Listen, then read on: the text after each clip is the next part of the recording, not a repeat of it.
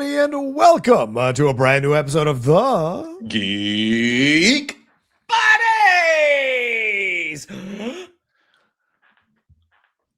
Hey! We are back here on the 12th day of 2026. Excited to be diving into things that are going on in the world of geekdom. We got a big Marvel discussion to be had about so many things that are going on with Blade, with Black Panther 3, with Spider-Man, with a lot of other and with Doomsday as well. Yes, with things happening and or not happening, not things happening and or not happening, and or not happening. Exactly. 6-7. No, we're not doing that. We're not doing that. We're not doing that. We're not doing that. But yeah, kids have moved on, John. The kids have they really? On. What's yeah? Now, Because all of us adults started doing it, and they're like, "Nope, we out." Not all of us adults. Oh, okay. I said adults. Hey! I saw someone do it at the Universal Park when I was there the other day visiting, and I was like, why are you saying 6-7 into the microphone? But all right, I guess it's what you do. Anyway, we're going to get into that. We're also going to talk a little casting news for Tangled and jump into some Warner Brothers, Netflix, and Paramount news, give you the update on that, all that happening here. But let's introduce ourselves for those who may be discovering us for the first time, trying something new in 2026. I am John Rocha, writer, producer, and host here on the Geek Buddies. I am Michael Vogel, writer and producer of animated TV shows, movies, and video games. And this is Shannon MClung. I'm a television actor and an animation writer, and I'm proud to be a part of the Emmy-winning and now Golden Globe-winning series for Best Drama, The Pit. Season 2 started last Thursday. We'll see if I show up. I don't know. We'll see. Season 2 started great. I mean, I know we don't cover The Pit because it's not really, technically speaking, a geek show, even if some geeks appear on it. But man, season 2 started, and I'm like, I'm back in, baby. It's good. Yeah, this wasn't a one and doneer. It was like no time had passed, but in the show's world, like 10 months had passed. Yeah. I can't wait to catch up on it. I got to jump back into it and start it because I'm still finishing off Landman, which I'm a couple episodes behind. So, I got to finish that. Yeah. Come on.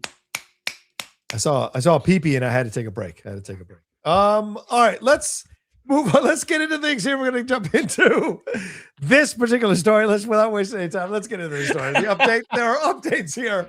Paramount, as we're recording this, it was announced this morning, Paramount is suing Warner Brothers now over the Netflix deal.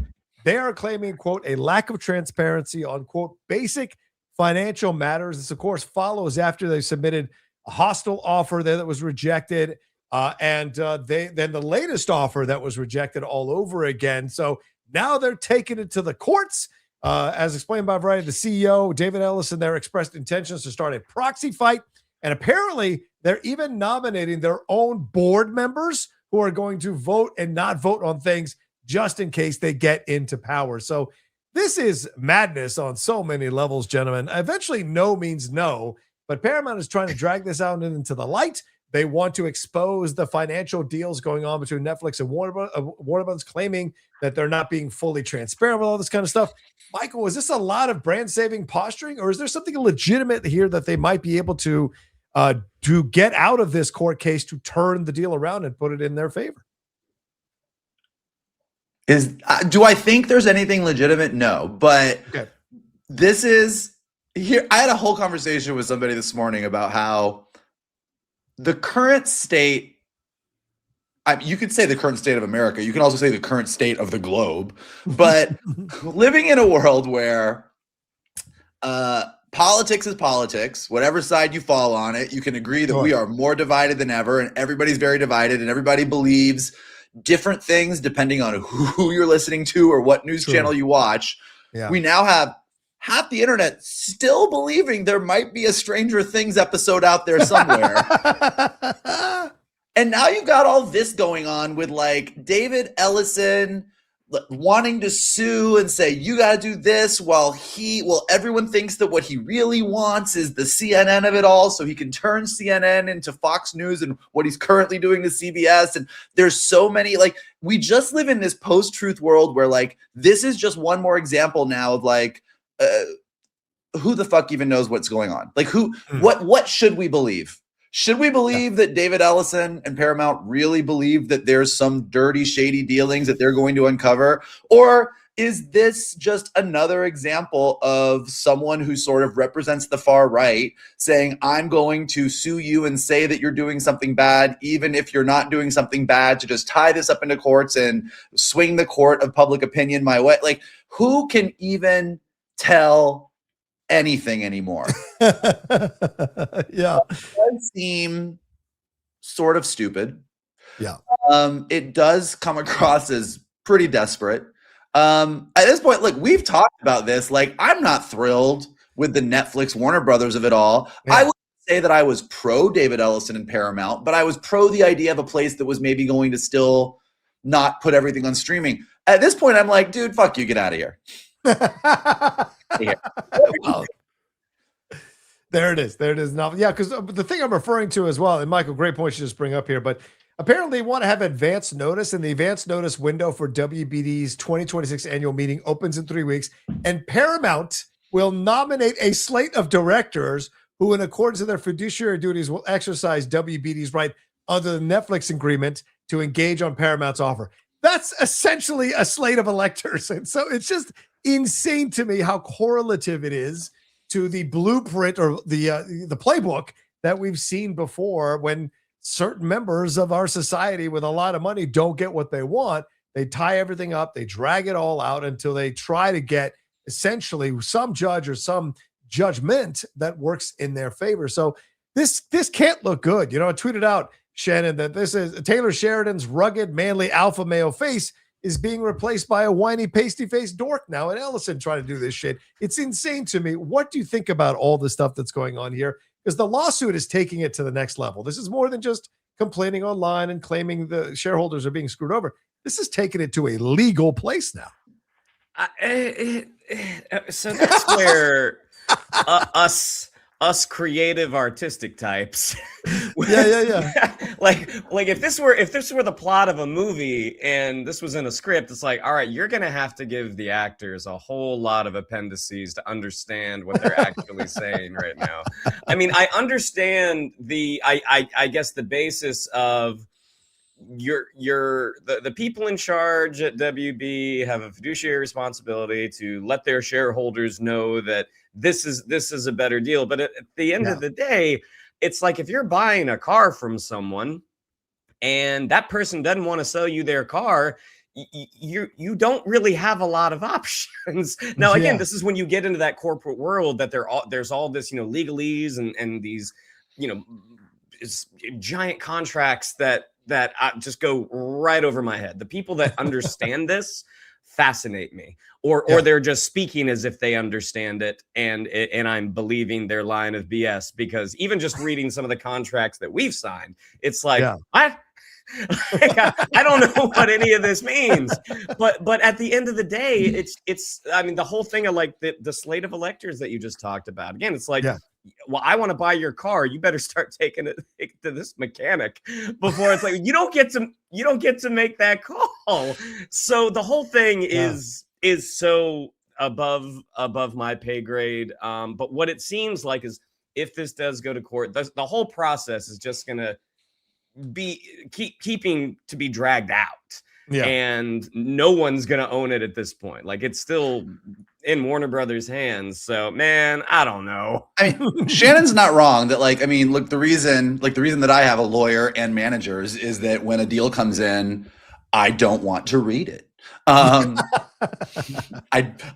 go, how much am I getting paid? When do I have to start writing? And they go, we took care of the rest of it, sign right here. And I'm like, great. So Shannon's right that, like, this is not an area that I'm like, yep, got this all figured out. But I think a way to break it down would be, Paramount is saying, this is bullshit. We're paying you more than Netflix is paying you. We're offering more, We're offering more, and therefore your shareholders will do better under our deal than this deal. Therefore, this isn't legal.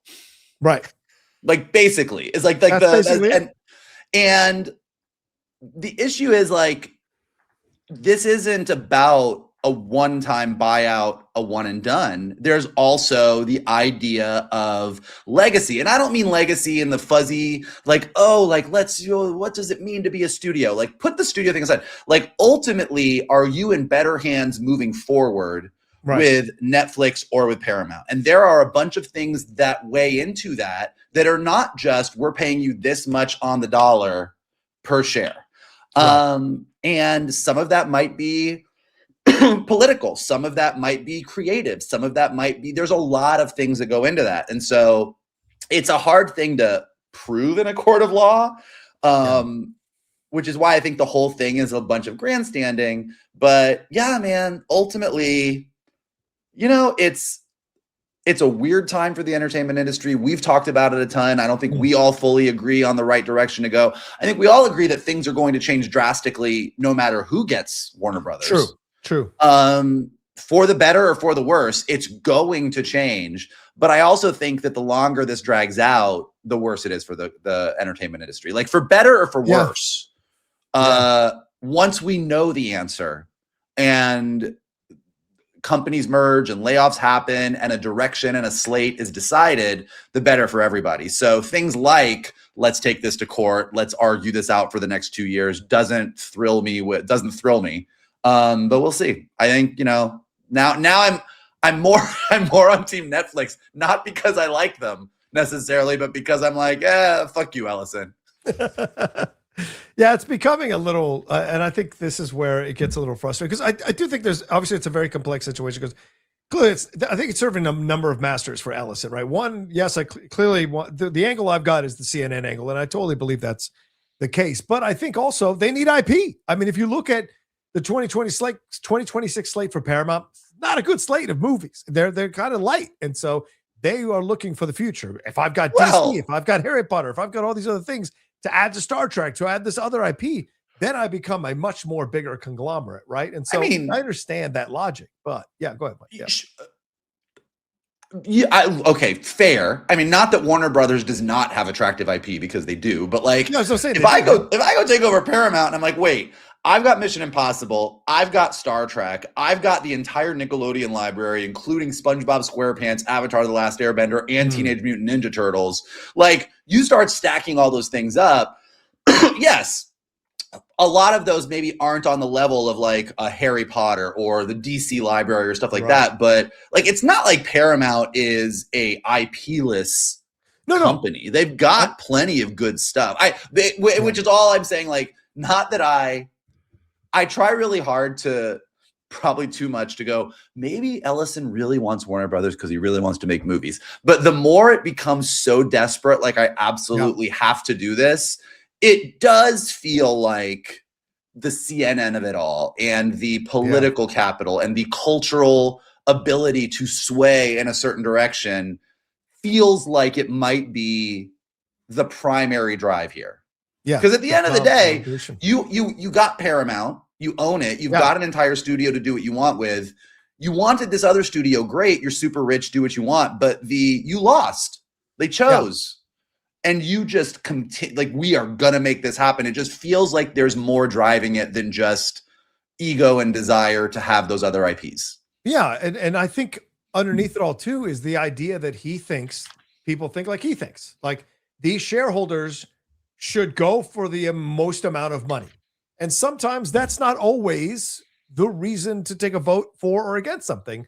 They might be looking, he just believes that the shareholders have not seen all the information. He doesn't want to believe that they've seen all the information and still voted no on the deal. Yeah. He believes that that WB and Netflix are hiding the information from the WB shareholder, the board and Netflix are hiding the information from the shareholders. And he thinks if they're clearly not presenting it correctly because they're not saying yes.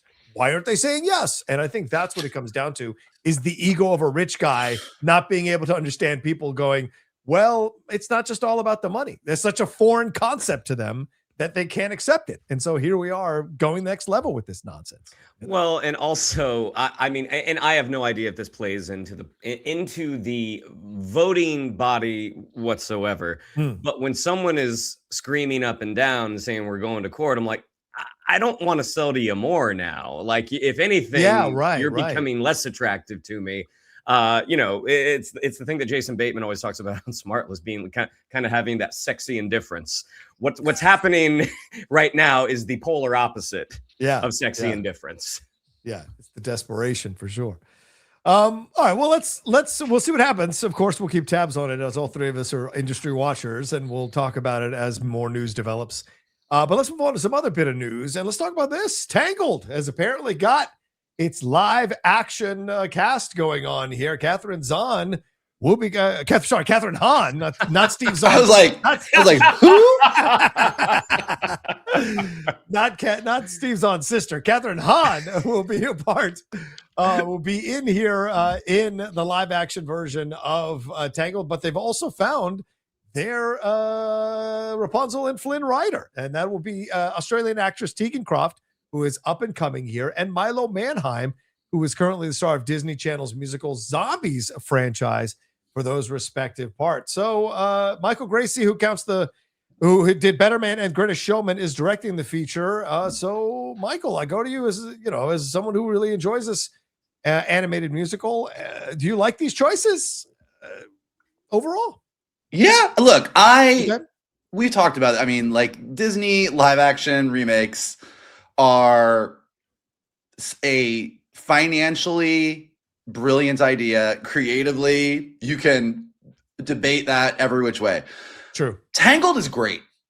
Mm-hmm. Tangled is like probably like my top. It's like a top 5 Disney animated movie for me. Like, Rapunzel's my favorite princess. I think Tangled is a near perfect movie.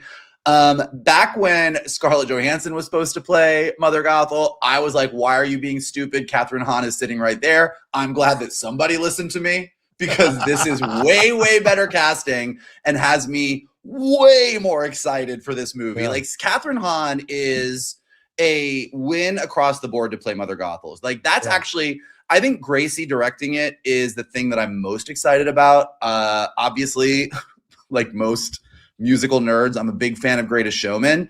And even though Better Man is a very strange movie, like when that man does a musical sequence, that man does a musical sequence. I would argue that his musical sequences, the way he directs a musical sequence on film, is probably better than almost anybody else who does it right now. Like, and so actually, like, from the get-go, when they announced that he was going to be directing the live action, it automatically made me more intrigued and excited about this live action Disney movie than a bunch of others. And this casting is good. I think the casting of young, like, I like this a lot more than the countless Taylor Swifts and Sabrina Carpenters and Sydney Sweeney. Like this casting for Rapunzel and Flynn feels a lot better than stunt casting. And Catherine Hahn, even though that is to a degree stunt casting, is the exact right kind of stunt casting. So now look, I'm going to probably see the trailer for this movie and go, this looks like a shot for shot remake of Tangled. Why are they making it? And say all the typical stuff that I say about a live action remake. But thus far, given the director and the casting, it has a shot at being the better, more creatively fulfilling version of the live action remake trend than the Moana version of what it looks like we're getting with that. Yeah, Shannon, a little extra background. Tegan Croft also played Raven in the DC series Titans from 2018 to 2023. Then she starred in the Australian movie True Spirit, about a teenage sailor who attempted a solo journey to navigate the globe, which is on Netflix now. And Manheim, the young man there, he is the actor. He is the son of actress Cameron Manheim. And he showed his musical chops over 4 Zombies movies. So some pedigree coming in with both of these roles, along with, of course, the great Catherine Hahn. So what are your thoughts on this? Does this make sense? I mean, I was very much with Vogel when they announced Scarlett Johansson, because you put Scarlett Johansson on a poster and people are going to look at that poster. They are going to take a second look. But just in terms of what was available to play this particular role, it seemed kind of like, man, yes, obviously you want a movie star for this part. Like, this is the part that you do want to stunt cast. Scarlett Johansson is very recognizable. She's been very good in a lot of things. But when you have someone that is so tailor-made for a role, the performer who played Agatha Harkness seems like a pretty natural pivot to play Mother Gothel as well. And, you know, you can kind of already see the poster in your head that like Catherine Hahn's going to be front and center. But casting someone like Catherine Hahn takes a little bit of the pressure off of the two leads in terms of the stunt castability of it. It's like now we can really focus on two exciting young performers who audiences by and large may not be overly familiar with, but when you put the kind of celebrity burden on your villain, that really gives you the chance to highlight what these two younger performers can do. I did not know that he was the son of Cameron Manheim. Cameron Manheim is a phenomenal performer. So this feels very exciting. And again, I've never seen that Robbie Williams movie. Oh, dude. Everyone says it's great, but it's like the really type of film when I go past it on Disney Plus, or when I go past it on Hulu, I'm like, I just can't do it. I have never seen a chimpanzee do more cocaine in my entire life than I did watching that movie. It was really something you didn't know you were missing out on until you watch it, and then you're like, wow. No, but there is a sequence. Hold on. I'm not done yet. Yeah. But going off of The Greatest Showman, I do fully agree with Vogel, despite his interruptions. There is a visceral feeling to the choreography in that film that I've only ever really experienced watching something on stage. And it's just the moments that you can pick out. It's not just Hugh Jackman. It's not just Zac Efron. It's the chorus. It's the people that are in the background, that everyone is telling their own story. And I don't feel like you always get that in big screen musicals. So the fact that Gracie was able to do this with one movie, that makes me think he's going to be able to do it with another. And I'm already excited for the tavern scene of what he's going to do. I was just going to say, and then I'll stop and you can talk. Even if you don't watch all of Better Man and you don't want to watch a drug-addled chimpanzee, there is the rock DJ sequence in Regent's Park that's in the middle of the movie. It's like a big outdoor dance number with like hundreds of dancers, and they're going in and out of stores. And like, if you just YouTube that video and watch that and you go, this is the guy that's directing Tangled, like, that's exciting. Yeah. By the way, I've seen people come for that song, and you're going to fight me in a pit, because Rock DJ is a fucking great song. And I hate people denigrating that song, because that's been a jam on my workout mix since the first time I've heard that damn song. It's so great. And that sequence is amazing in Better Man. But yeah, to me, this is I think you guys alluded to it with the Catherine Hahn situation. I think you made a great point then, Shannon, how it like protects the young performers, and then Michael bringing in Gracie. I mean, this is how you launch two young performers who are going to go to the next level. You take care of them with a good actress like Catherine Hahn, and then you bring in a good director that's going to highlight what they can do and highlight their positives as performers and really elevate them and showcase them in a proper way. And the audience will go along with it, because they're coming to see the story. They already know the story. They've seen the animated story, and they're coming to see Catherine Hahn because they're excited about it. Maybe some of them are coming to see Gracie direct another musical. And then you've got these kids on board as well, young adults on board as well. And boom, let's see what they can deliver. So that you're going to have a lot of goodwill with the audience before you even see 1 second of the film. And that's a good thing. So yeah, this excites me as someone who loves Tangled, but doesn't, love it as religiously as Michael does. I really enjoyed it. So I don't have a horse and I don't have a dog in this hunt or whatever, but I'm looking forward to seeing if this is a fun recreation. And since Greatest Showman is quietly one of my favorite films the last 30 years, but that I still go back to and watch for many, many reasons, I want Gracie to get another shot at having a big hit, because Better Man didn't do well, and a lot of people thought it would, and it didn't. So I need Gracie to get a big hit again to keep going, keep making these kinds of things, So yeah. Now I just hope they don't do a CG horse. Like honestly, like this is it's like if you're gonna this is the thing. It's like there is a formula to doing the Disney live action well. And whenever they go, let's make it as much like the animated movie. So like with Maximus, who is a wonderful character and one of my favorite characters in Tangled, don't do a CG horse. Let the horse just be the horse. Don't put Pascal in the movie. She doesn't need to have Pascal. Like, go live action, make it live action. The casting is good. The director is good. This is a story that has room to be developed and to add some more levels to it. Like, give me more with the characters in the tavern. Like, there's stuff they can do. And so, like, I just hope that it continues to go down the right path. Yeah. Did you not like the chicken in the Moana trailer, Michael? Boy, I got so mad. I was like, that is literally the chicken from the movie. Like, ugh.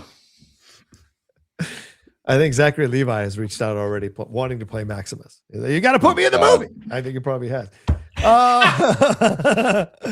All right, well, let's move on to some Marvel stuff. This is going to be a big Marvel block of stuff. So sit back, relax, prepare yourselves, put on your Marvel shirt, and let's talk about it. Let's talk about this one first. This is coming to us just over the last couple of days here that Black Panther, after many months of radio silence, Black Panther 3 has finally received an update.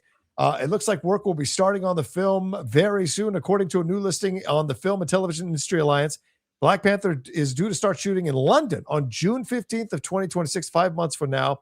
It doesn't have an official release date yet, but the document states that the third installment will be titled Shadows of Wakanda and will explore Wakanda's vulnerability after T'Challa's death, with Shuri stepping up as both warrior and leader, which essentially implies that Letitia Wright will be back to lead this third installment. And there's also, but we don't know where this is going to be set. Is it going to be after Secret Wars? Is it going to be after Doomsday?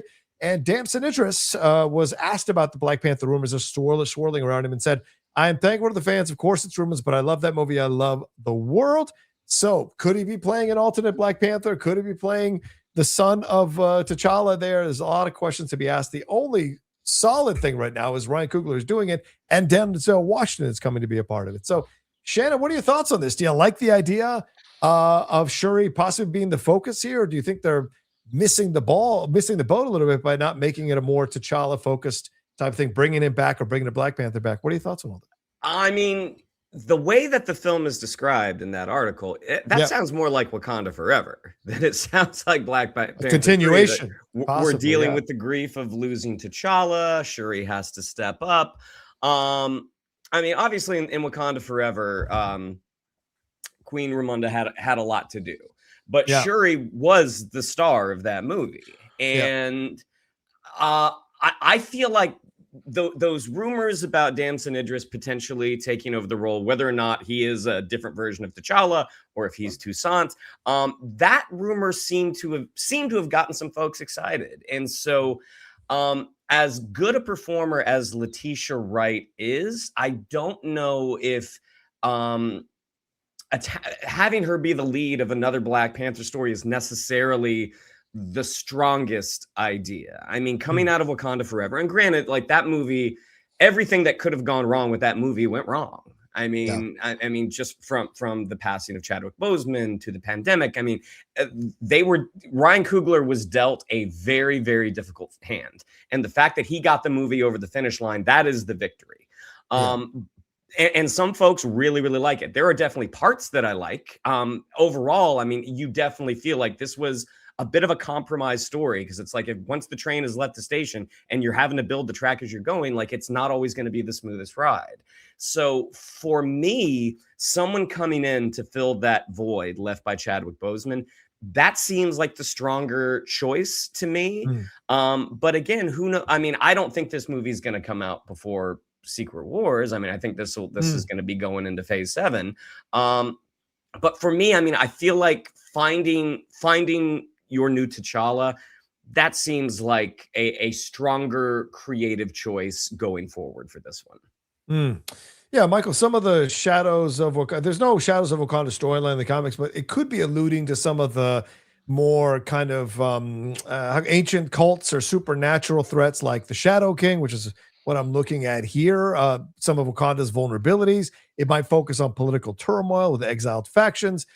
Could be some supernatural elements to it as well, with vibranium magics, dark spirits. The Shadow King from the X-Men comics could be a part of this, which could be who Denzel is playing. So what are your thoughts on all this when you hear that it seems like it's going to be a Shuri-led thing, at least initially? What are your thoughts? I think that's incorrect. Okay. All right, go ahead. I mean, for all the reasons Shannon said, I mean, he's exactly right. Like that description is a description of Wakanda Forever. There's no way that they're making a third movie, and that third movie that is in their grief over the loss of T'Challa, Shuri has to step up. Yeah. That's just not what that movie is going to be. Yeah. So, and also I think it's really hard for, and this is all rumored stuff, but I mean, I also agree with Shannon that I don't think this movie comes out prior to Secret Wars. And so it's a Wakanda movie that takes place after this soft reboot. And the chances of them going, whether we age up the young T'Challa in somewhere in all the cosmic stuff we do with Secret Wars, or a T'Challa, like however they're going to slice this new reboot, which we've talked about with the mutants and everything else. Yeah. I'm sure having a new T'Challa is a part of that. And so I think that Shadows of Wakanda is going to be less about the grief over the loss of T'Challa and Shuri stepping up, and more Wakanda dealing with the new normal of this new universe, whatever that means. Yeah. And that's probably so tightly under wraps that we're not going to know for a while. But I think that, you know, for all of Shannon's reasons about how everything did go wrong, I think they did the best they could with having to shift gears without Chadwick Boseman and having Marvel wanting them to throw in 95 things to tie into 95 other things, most of which never happened. Yeah. Or happened and didn't do as well as they had hoped. But yeah, like Letitia Wright is really great as Shuri and can't really carry a movie on her own. And so I do think that, you know, we've seen the leaked, if you've seen the leaked trailer for the fourth Doomsday trailer, which does feature Wakandans and Namor and some other stuff, you know, those characters are going to be playing a part in the story. Yeah. And so wherever their story ends up post these things, I think that's what Ryan Coogler is working on right now. So it's hard to guess what that is. But I do think, as you were getting into the Shadow King and these things and stuff pulled from the comics, I think that Ryan Coogler is more like Ryan Coogler is really good about pulling stuff from the lore that he wants to that works. But I would really look towards the first two movies and the kind of things he wants to talk about. Wakanda's role in the world as a global superpower, Wakanda as the ones that have the vibranium, the Wakandan relationship with Telecon. Like those things I think are more interesting to him than a supernatural threat is, you know, attacking the Wakandans and they have to fight some giant mystical monster. I think that he using Wakanda as sort of a Afrofuturistic society of Black pride and Black excellence that is existing in this world, and the world is grappling with how to deal with it, is kind of where he likes to be. So I think it's going to be something in that area more than some giant comic book spooky monster. Yeah, I think it's going to be fascinating to see what they do with this in June, if they really do start shooting in June, and where they're going to place it. Because yes, it does seem to make sense that you would do it post Secret Wars, but if you think you're going to keep the stuff that's going on that set from leaking and who's going to survive, like there's a way of ruining Secret Wars of Doomsday by revealing who's on that set. Is there a picture of Damson Idris on that set? So there's a danger in shooting it this early, considering Secret Wars doesn't even come out till December of next year. And so these conversations are interesting to look at, and how they're going to do this and where they're going to place it.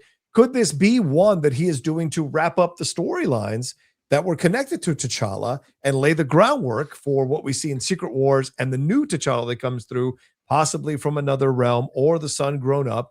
Don't know how they're going to mess with that, but it could be that is happening in Black Panther 3. Then a new trilogy comes out after Secret Wars. I don't know. I do question having Shuri lead this thing, but then again, Ryan Coogler is going to do what Ryan Coogler wants to do with his story. As you said, Michael, telling his take on the Afrofuturistic possibilities of Wakanda and what that means for society, having a female Black Panther lead the situation, maybe without needing to shove in all the extra MCU shit that he needed to shove in that didn't, as you said, a lot of it didn't even pan out. Maybe a little bit more of a leaner, tighter script with a real goal in mind to get to where they want to get to with Secret Wars is a possibility. Or if they're doing it after Secret Wars, then you're factoring all the stuff that happened in Secret Wars as the driving force to make Black Panther 3 be in motion in their particular world. I think that's all very, very possible. But I don't necessarily think the Shuri thing is a bad idea, but I do think it is asking a lot of the audience. So I wonder how what role Denzel's going to play in all of this, what role the returning characters. Are we going to get Denai Guerrera? Are we going to get M'Baku back? Are we going to get all the characters back? Okoye, all of them to come back to be an element to kind of balance out the scales. So it's not necessarily Shuri leading above everyone else. It's more like Shuri with an ensemble here doing all the stuff that they're doing. That's very possible as well, I imagine. Yeah. But we also, I mean, like, we know from the leaked trailer, like, Shuri's story, M'Baku's story, Namor's story, like, are continuing into Doomsday. And just like with Infinity War and Endgame, like, there's no way you could have known going into knowing they were making Spider-Man Far From Home that was coming out post Endgame, that Peter Parker is dealing with the loss of Tony Stark, and so he doesn't know, there's what's the future. Like, there's so many things that are going to happen, and either if it's Secret Wars and then they somehow manage to squeeze this out into Phase 6 between between Doomsday and Secret Wars, or if this comes after, like, all of these characters are going through a huge multiversal cosmic event. Right. So it's another reason why I think Shuri leading them in the grief of Ttile, I'm like, they're going to be so far beyond that, given whatever happens to them in this story, that I just think that we're probably in for something very, very different than what that article alludes to. Fair point. Fair point. We will see for sure. Let's move on to another big bit of Marvel news. This is also a rumor that is now gaining a lot of steam lately with Robert Downey Jr. There is rumors and theories have ranged that he's going to be an Iron Man variant to simply stealing Tony's face to earn the trust of Earth 616's mightiest heroes. But John Campia, my brother over there on his show, the John Campia channel, is claiming that answers are coming, just not in Avengers Doomsday. After strongly hinting that he's been filled in on Doom's backstory, Campia said that he will have to wait until Avengers Secret Wars to learn why Victor has Tony's face, which is an interesting decision now. Michael, your thoughts on this? Delaying the gratification of finding out why he looks like Tony Stark to Secret Wars if this rumor is true, do you think this is a smart creative decision? What are your thoughts on this? Maybe. I mean, you don't know until you know. Like, I don't really have an issue with we don't know. We don't get to find out until Secret Wars. Like, what I have an issue with is you better have a damn good reason. Like, if you. Right? No, just a period. For doing full stop. Gotcha. Period. Full stop. Gotcha. Like, totally. If their reason for why Doom has Tony Stark's face is great, it doesn't matter if they tell us in Doomsday or if they save it until a big moment in Secret Wars where it all comes out and he was like, this was my master plan and this is why I did what I did, or I'm a Tony Stark variant and in my universe you killed my daughter because there was no blip. Like, whatever his reasoning is, whether he is a Tony Stark variant or they're going to go, hey, we pulled a fast one on you because it was Robert Downey Jr., but we're really doing classic Doom. And in his world, him and Reed Richards did, like, whatever they're doing. Yeah. If it's really good, then it doesn't matter. Save it. And whenever you drop it, we're going to be like, oh my God, that was fucking huge. If they don't tell us in Doomsday and then we get to Secret Wars and we all collectively go, really? Really? Yeah. That's what you did with Vecna and the Mind Flare? Really? Then it's gonna fall flat on its face. So if they are indeed saving it because they think they've got a big reveal, I hope it's indeed a big reveal and that it delivers. Because if they it's the same thing with anything. Like, if you stick the landing, you're great. And if you don't stick the landing, it's bad news for everybody, as we have seen recently on social media. That's true. Shannon, your thoughts on this? Do you like the idea that they might be delaying giving us the reason to keep us on the hook? Because remember, at the end of Fantastic Four, they didn't even show his face, just somebody in a cloak messing with Franklin Richards. And even in the trailers we've seen so far, we have not seen Doom yet in any of the 4 trailers that have been released for Avengers Doomsday. So they seem to be really delaying the gratification of this. Is this a smart plan? Do you like this? If the movie is a hot mess, that bit of information is not going to change the tides. Like if the movie doesn't work, that explanation, whether it be good or it be bad, it's like, okay, everything surrounding this nugget of backstory was kind of shitty, so it doesn't matter. Yeah, I mean, I think as long as you find out, my worry is Doomsday is a banger of a film. Yeah. We get to Secret Wars, and then the reasoning is kind of, and I'm like, oh, well, that really puts a damper on this hugely enjoyable film that came before it. So, yeah, I mean, I agree with Vogel. Like, it doesn't matter when you get it. I think as an audience, we're curious, and we would like to have it sooner rather than later. But if holding it back for whatever reason in the second movie, if that does serve a big story purpose, great. But it is all going to come down to, why did you do this? If the reason is that compelling, what you want for the most part is a good movie. But if, again, there is so much writing on this reason, there's the legacy of the entire first 3 phases that were wrapped up so beautifully that you've hung on this. Yeah, I mean, it's a tall order to fill. I mean, let me ask you guys, because really it boils down to, and there's a lot of details that we don't know, but it really boils down to a key decision. And I don't know, and there's been rumors one way and now there's rumors the other way, but what it really boils down to is this a Tony Stark variant? Like, is this really and truly, like, there's a world where Tony Stark, for reasons that we don't know, went bad and became that world's Dr. Doom, and we are jettisoning all of Victor Von Doom's backstory in favor of, this is a follow-up to everything that happened in Infinity War and Endgame, and this is a Tony Stark that went bad, and maybe for good reasons, maybe put a suit of armor around his planet and became Latveria, whatever you do, but that's what we're doing. Or this is a version of Victor Von Doom who is more comics accurate and maybe has a history with Reed and Sue, maybe doesn't, and is just the Dr. Doom of their world. But for some reason, with the multiversal incursion happening, figured shit out and decided to put on Tony Stark's face to dupe everybody in the MCU. It's really one of those two things.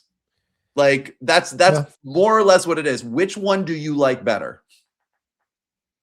Oh, Jesus. Yes. I like the idea of him putting on Tony Stark's face to fuck with them out of revenge.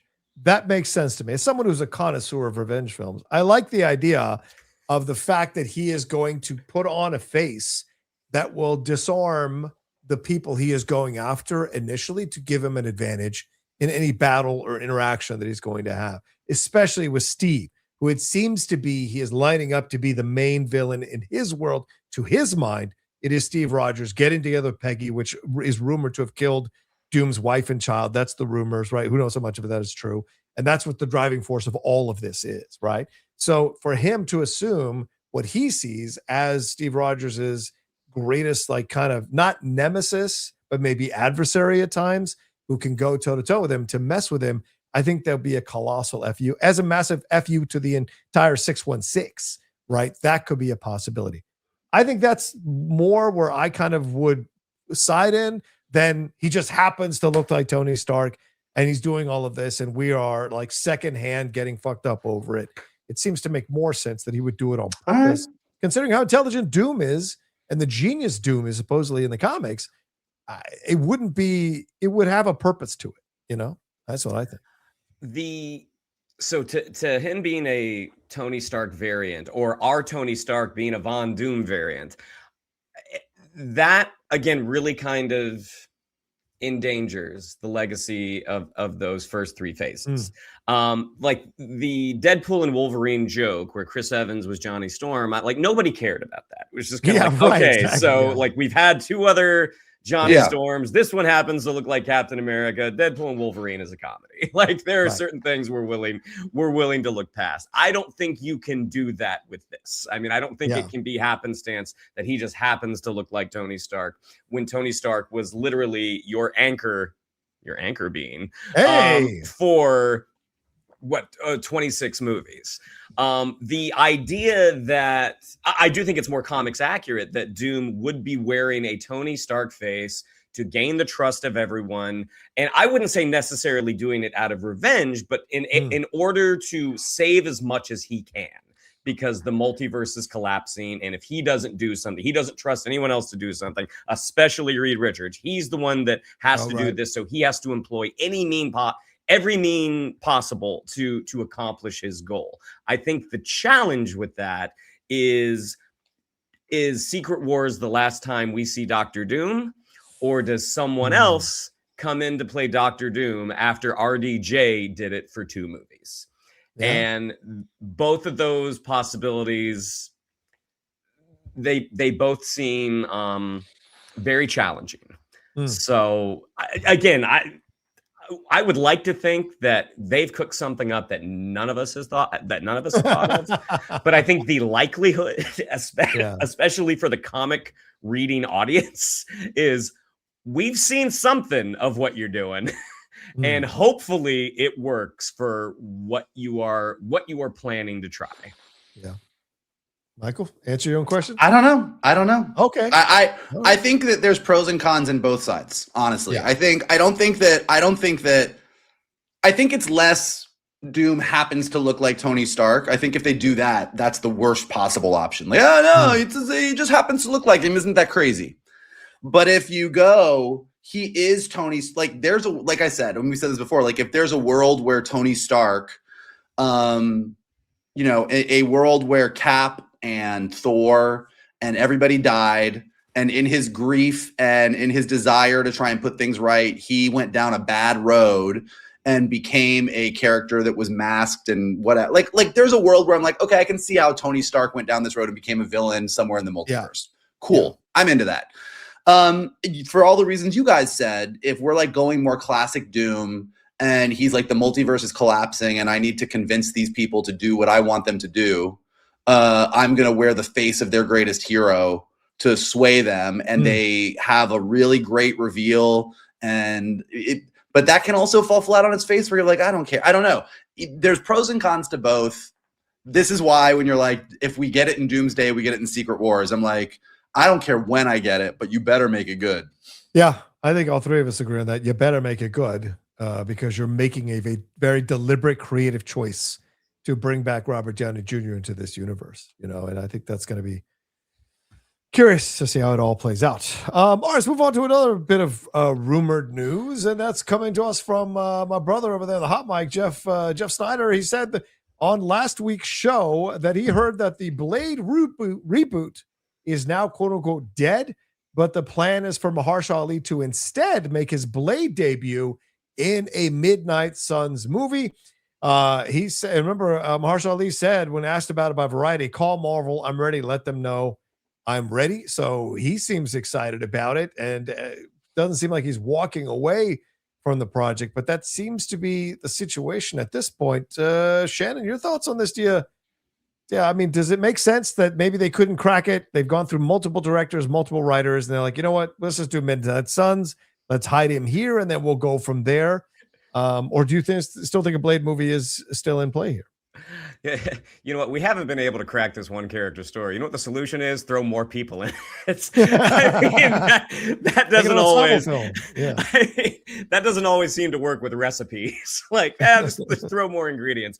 Well, I mean, again, post Secret Wars, whatever this one universe is going to look like, having been comprised of a bunch of different ones, or whatever Franklin or whoever reassembles the world, however that's going to look like, it's like, okay, I could see where the world of Blade in the post Endgame pre-mutant saga, I'm like, I can see adding vampires to this world. It looked like that was a challenge for whatever reason. But post Secret Wars, when everything is kind of smushed back together, it's like, okay, and one of these worlds that's part of this had vampires, had supernatural creatures, even though we got Werewolf by Night. Like, okay, like that's cool. I mean, I think Blade as a character, is a good enough character to support his own story. But if you want to throw other if you want to throw some you want to throw Doctor Strange in there, you want to introduce a version of magic, cool. Like I think at the end of the day, all we want, to echo our Doom conversation, all we want is a good story. And if the solution is to add a bunch of characters together in an Avengers style, supernatural Avengers style team up, if that's the good story, fantastic. But if it falls on its face and you're introducing a bunch of characters, maybe not just Blade, that you're kind of starting off on the wrong foot, it doesn't mean you're dead and buried, but it does make things tougher going forward. Yeah, Mike, we've talked about Avengers Doomsday focusing on father-son stuff, but also teams, right? Could Midnight Suns be essentially cobbled together in Secret Wars, and then that's how you kind of jump over reintroducing Blade like we did with Spider-Man? Spider-Man just exists. Blade just exists, and now he's got a whole team. Or is this an even more daunting task if you've got to give the backstory for Ghost Rider, give the backstory for Magic? You always got a Doctor Strange, but there are other characters who are part of Midnight Suns that would be a difficult one to throw in there. Are they quadrupling the issue rather than solving it? Your thoughts? Well, I think they're choosing other issues to step away from the issues that they don't know how to grapple with. Okay. I think that I think that from what I've heard, there was two major issues with Blade. Okay. One is Blade is a vampire hunter, and we expect a certain level of violence in a vampire movie. And from what we love about Blade, like the original Blade movie was not a 4-quadrant family film. And so when you're Marvel and you're doing this, they keep saying, yes, they have Deadpool and Wolverine and they have these things, but having a kind of harder, edgier, darker vampire hunting violent movie, I think they were struggling with how to do that and fit with the Marvel audience. Also, Blade is black. Newsflash, I know. Newsflash. But I know that part of a Blade story oftentimes is his blackness. And I know that there was early versions where it was more of a period piece, but as soon as you do a period piece with a black man who's running around killing people, there are certain things you have to deal with. And I think Marvel doesn't like dealing with those things. So I think they want, we've been talking about this for literally years now. How can you not figure out a Blade movie? It seems pretty straightforward. And a lot of the rumors, whether it was, him having a kid or the period piece thing or other stuff, it just felt like they kept shifting around to avoid making it too violent, making him too dark, dealing with the black. And it's really funny that they were trying to avoid all this when one of the biggest movies of 2025 was a movie about blackness and vampires directed by one of the people that you have directing movies at Marvel. It's like, guys, this is not, there's an audience for this. But I think the reason, if they are indeed moving over to a Midnight Suns thing, is not because we couldn't figure it out, let's just skip it and put him in here. But it's because as soon as you put Blade on a team, he doesn't have to be as violent. He's the Wolverine of a magical team of supernatural characters. But now it doesn't have to be as dark and violent. He's a little rough around the edges, but these others balance him out. Also, we're dealing with a giant supernatural threat. The fact that he's black, or that we have to talk about black, we don't have to do it now. He's just the member of the team. So I think it's more of let's choose. Yes, there's problems introducing a bunch of supernatural characters and doing that. But I think that gets us, hey guys, it's going to be like Guardians, but with scary monster people with magic. That's an easier sell to a 4-quadrant, let's put them all in Avengers Campus at Disney, than it is to do what a Blade movie probably should be. That's a great answer, Michael. I had never thought of it that way, and that makes all the sense in the world. We're not going to do it. We're going to hide. It's just like Disney. We're going to hide in this area here and not deal with the stuff overtly because we don't want to alienate half the audience, especially now in such a politically fraught time. We don't want to do that. And if you look at the members of the Midnight Suns, right? Wolverine's been a member before. You don't have to introduce him again. Doctor Strange, you don't have to introduce him again. You've got Iron Fist. Maybe they're going to bring in that Asian actress to play Iron Fist. and bring her into this thing. Moon Knight has been a part of, you don't have to introduce him again. I don't think they're going to bring Morbius in, but maybe Scarlet Witch was in it briefly. Then you have Werewolf by Night and Wong, who we've all met already through the special, and Wong in a number of movies. So there is a way to hide him.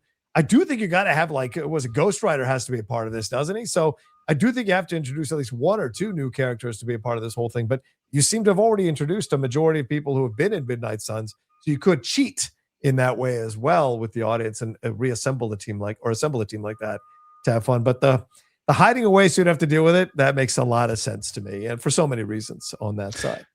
It is. I mean, to your point, yes, we live in super politically divided times and everyone is afraid of making a movie where half of the world goes, oh, you went woke, you went this, you did that. But like, Sinners did great. It did. But it's now, not granted, tied to a Marvel universe. Which sure, but I just think that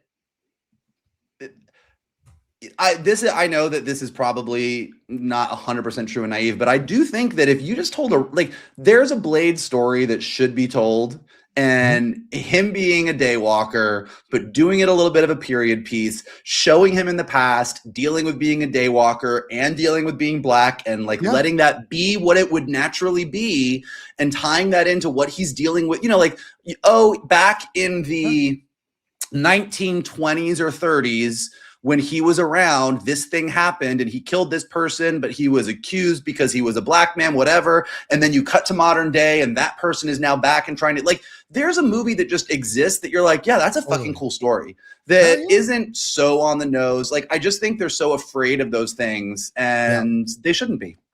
I agree. You got to find the right creators, like Ryan Coogler did with Black Panther. You got to find the right creators that are going to appeal across the board, telling a story that highlights the blackness of a character without alienating some people who might want to go in with their minds already made up, and not easy to do.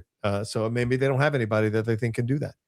All right, let's move on to the last part of this situation here, and that's Spider-Man and Spider-Woman, going on here.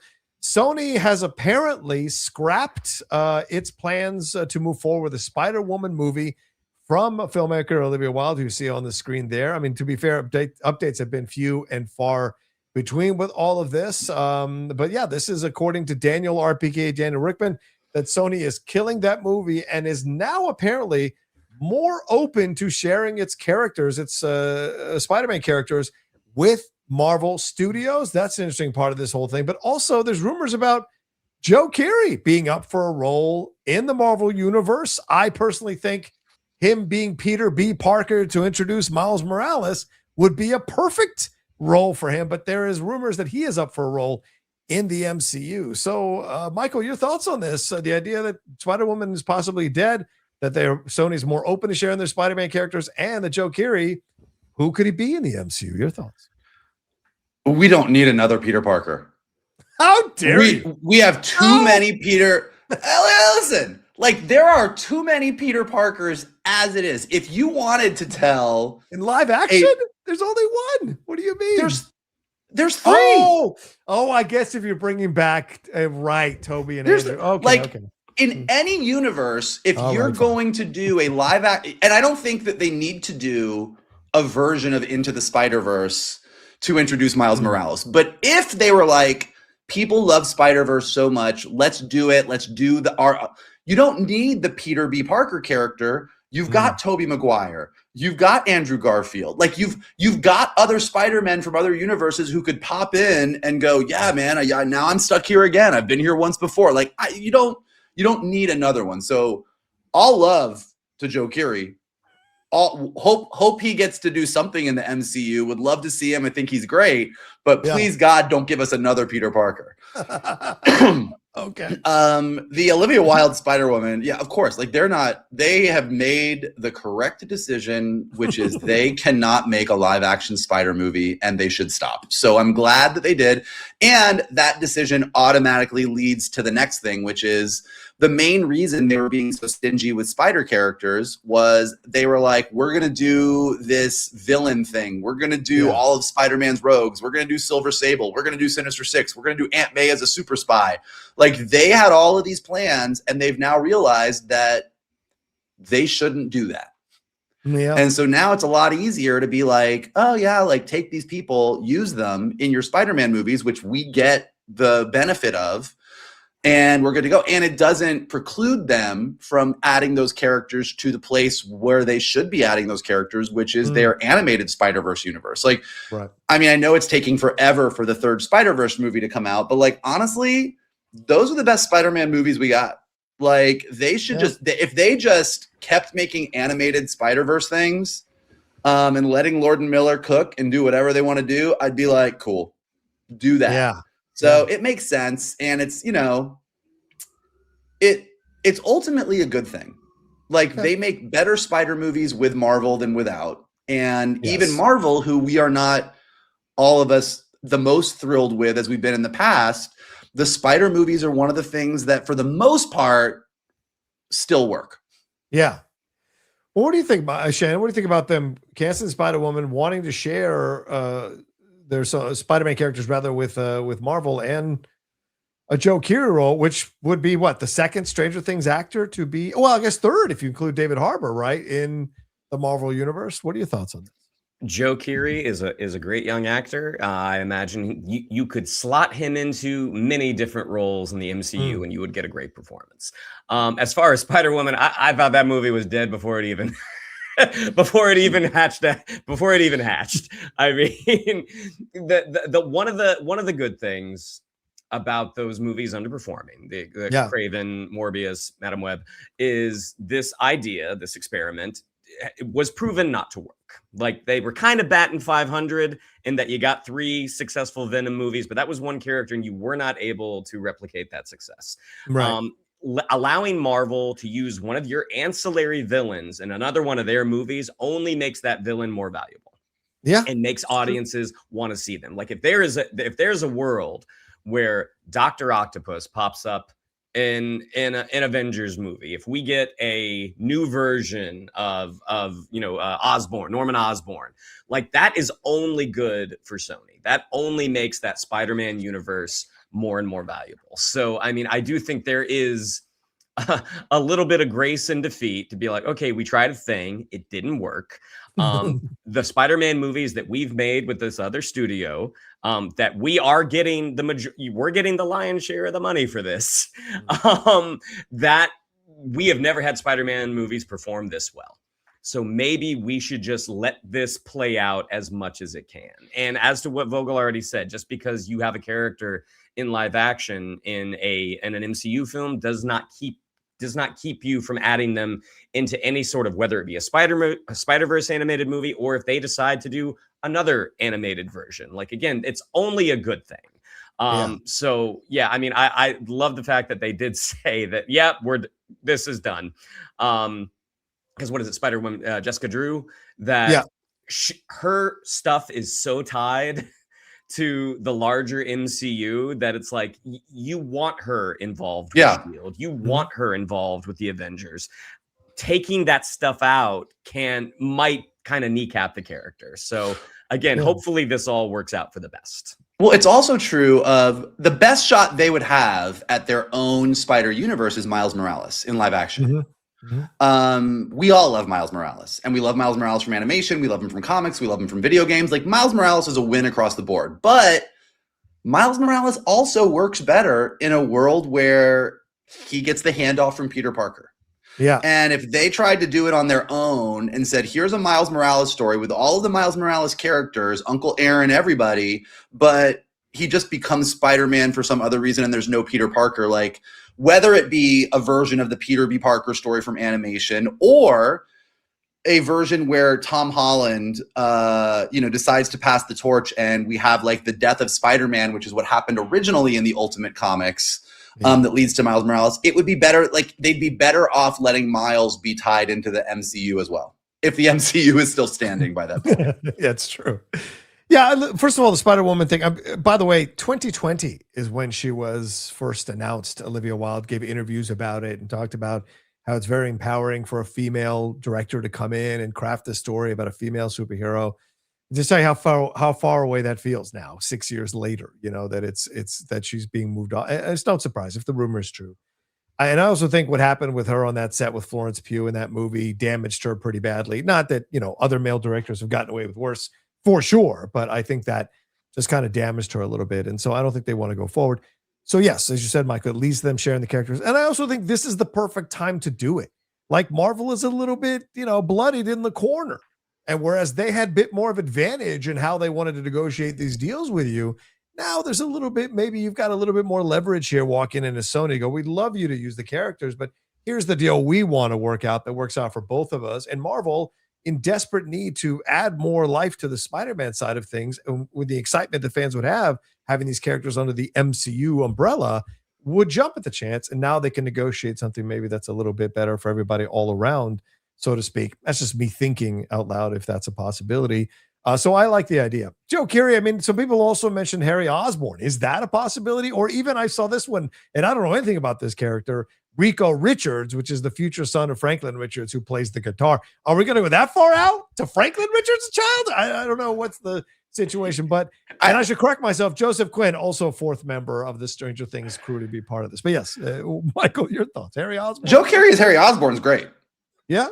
Joe Keery as Harry Osborn, I got zero issue with, and if they want to do that, that's awesome. But also, like, I would eye Joe Keery. I think he's probably, I don't quite know where they're landing with the X-Men characters. I think he's probably just slightly too old to be like a Bobby Drake, but there's like 10 mutants that Joe Keery could be. So I think, again, back to the Wakanda conversation, the world post Secret Wars for Marvel is going to be really interesting because obviously we have Avengers characters. We have characters like Shang-Chi and other characters that hopefully we get to see more of.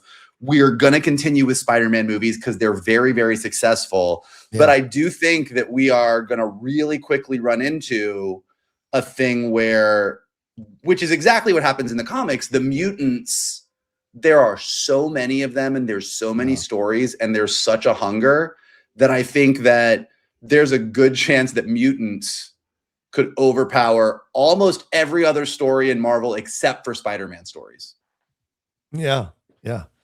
And hopefully they don't mess it up so that 10 years from now, we're not getting a culling of the mutants like we're about to get a culling of a lot of the MCU heroes by the end of Secret War. By the way, the history of X-Men comics would dictate that we will. That's a good point. That's a good point. X-Men comics have a history of, here's a great run of X-Men that devolves into what the fuck is this? We cull the herd. We start fresh. This is a great story. This is awesome. What the fuck is this? We cull the herd. Like, it is over and over and over again. We are currently in one of the, we are in the post Krakoa. We culled Krakoa, and now we are in the new story that's happening. But yeah, it just keeps happening. So yes, that is what will happen in the movies as well. Create, call, and repeat. I hear you. All right. Well, there you go. That's our show for today. Thank you all so much for joining us here on the Geek Buddies. Shannon, what do we have to tell them? Yeah, if you'd like to follow us on social media, on Twitter, it's @geek_buddies. On Instagram, at @the_geek_buddies. If you'd like to follow me on social media, on Twitter, it's @Shannon_MClung. On Instagram, at Shannon the Geek Buddy. If you'd like to follow Mr. Vogel, it is @MKToon. If you'd like to follow Mr. Rocha, it is @The Rocha Says. Thank you. Go ahead and smash that like button below. Subscribe to Johnny's John Rocha page. Check out all the amazing content he's got there. Leave your comments below. What did you think of every single thing that we talked about today? There was a lot of it. If you are listening to us on a podcast, leave us some stars and comments so we'll go up in the rankings and more people can find us. And as always, the best thing you can do is retweet this video, post it on your socials, send it to your friends, and tell them to hang out with your buddies, the Geek Buddies. There you go. Thank you all so much. We hope your week is starting out well with us, and we will talk to you next time with another brand new episode here of the Geek Buddies! Hey!